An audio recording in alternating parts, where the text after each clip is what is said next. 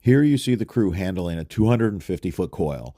We had 1,000 feet of pipe going in on this job, so we had 4 250-foot contractor rolls. Last night, we received 2 inches of rain. Normally, we would have ponding, pooling areas. This is a system that we put in just a couple months ago. You guys seen it on this channel. This channel teaches you a lot about yard water problems. We try to cover everything. Flooded yards, areas that are just soft and spongy where you need a French drain. But what if you need both?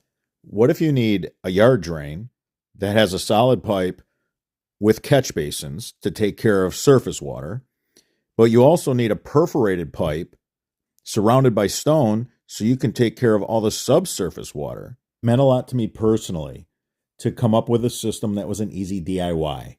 I spent 3 years developing this and bringing all the parts to market. This happens to be our office. We have a bunch of inlet basins. They're doing their job. They're doing their job because they caught all the leaves. The system is not full of leaves. That's our full throttle. So we have, I believe, 5 inlet basins and a French drain. Here's another one. You can see how the grate is domed. It's domed slightly like an Atrian grate on purpose.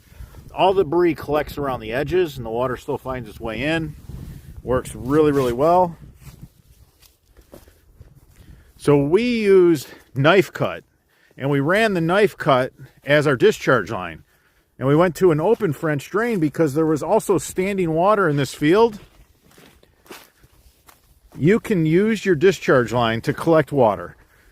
You can be grabbing up water in one area, and when you make it to another area with your discharge line, just go to knife cut. Knife cut will do a decent enough job. So we had standing water through here. It meanders because we were hitting all the low points. Like I'm on high ground right here. Right in here, it was kind of a swaled area. Water didn't drain very well. So much easier to run, a couple 4-inch pipes here of knife cut opposed to regrading this entire, there's a lot of area here. You'd have to bring a bulldozer in and go through a bunch of different things, and then you likely would still have water laying somewhere. Just pipe it out of there, be done with it. But I want to show you this dry well. After 2 inches of rain, I'm going to show you what it looks like. It's done its job.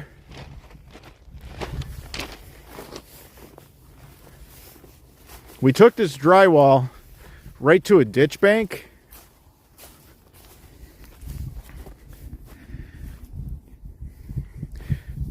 We were too deep. There was no way that we could, take it to daylight, the pipe. So we took it to a dry well. Now, when the dry well fills up, there's a bunch of holes drilled in the dry well. So the water just runs into these stones. When the water gets so high in the dry well, it just percolates in the stones. Then it can make it in the ditch. This is a great overflow. This works really well. So we have 2 4-inch grates. Look at this. This is 6 feet deep.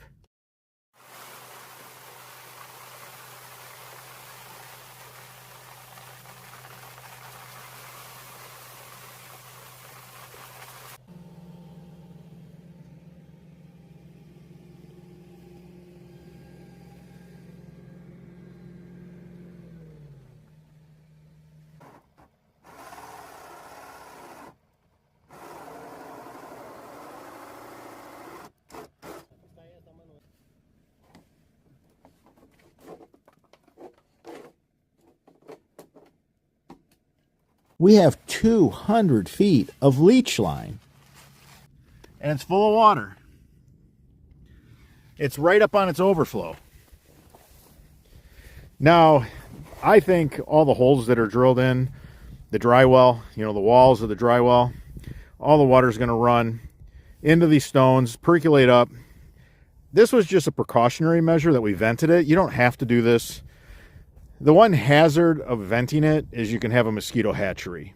You're going to kill all the mosquito larvae if you pour copper sulfate down in it. But if you don't want maintenance, then don't vent it. I was just worried because the collection system is so big. We're grabbing up so much water over a couple of acres of land.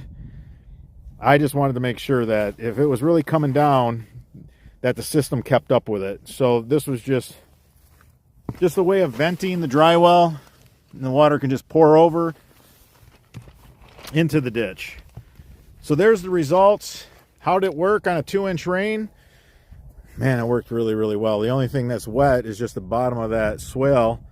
And then this goes to a detention area in our yard. Really did its job. The property is as dry as can be. Run your collection system in the lowest points of the yard. And if you want to kind of double up on your discharge line, like what it does for you, by running it to knife cut, it can act as a leach line, charging soil along the way. That's not too bad either. You're making use of that water, and you're not adding to the potential flood waters when you're dumping it into a stream or a storm drain. You see how dry everything is? Normally this would all be ponded, pooled. It did a great job. So your discharge line could be a leach line, and it also can collect water. This discharge line collects water. It also charges all the soil along the way.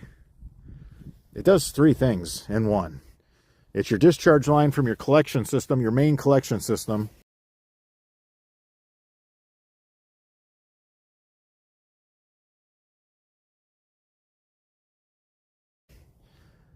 It leaches the soil along the way. It's like a big, long, horizontal dry well. Think of it that way. And then when everything's saturated and you've had a lot of rain, you know, now it's moving water all the way down to the dry well.